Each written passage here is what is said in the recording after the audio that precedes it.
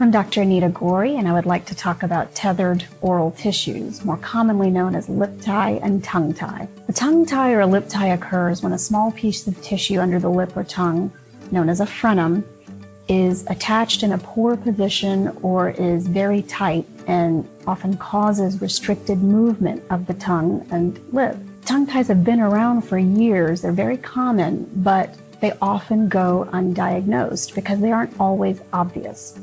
In other words, a knowledgeable, trained provider needs to look under a person's tongue, elevate the tongue, and actually inspect underneath for a true tongue tie. It's not always visible by just looking straight at a patient or glancing at their mouth.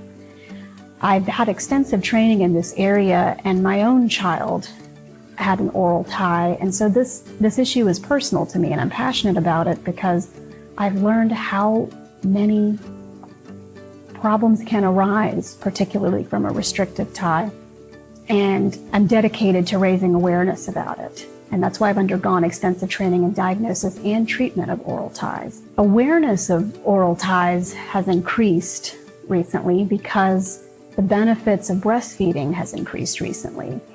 A baby who has a tongue tie cannot adequately compress or elevate with their tongue, and that is what is needed in order to express breast milk. So as a consequence, they have a lot of trouble latching, sometimes even onto a bottle as well. Once you know what you're talking about, once you know what you're looking for, it's very obvious why they cannot latch when you find the tongue tie. Toddlers and older children who are tongue-tied have speech delays or difficulties because their tongue cannot properly contact or elevate to their palate. It is tethered to the floor of their mouth, literally.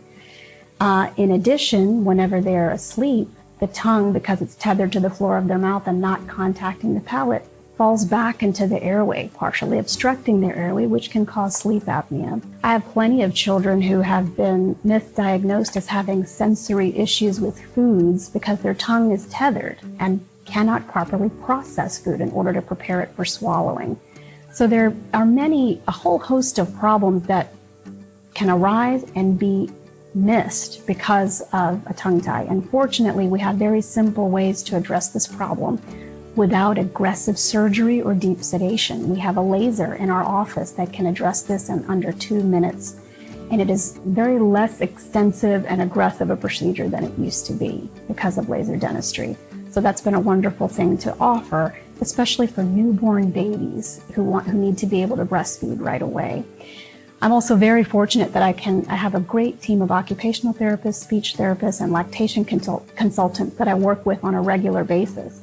So not only can I offer people with oral restrictions the procedure to get it fixed, but I also have a great team to refer them to, which is crucial. This support is crucial for babies who cannot feed, children who cannot talk. And because I can refer them to the right people, I feel like I can truly offer not only a procedure, but an entire support network for something so critical.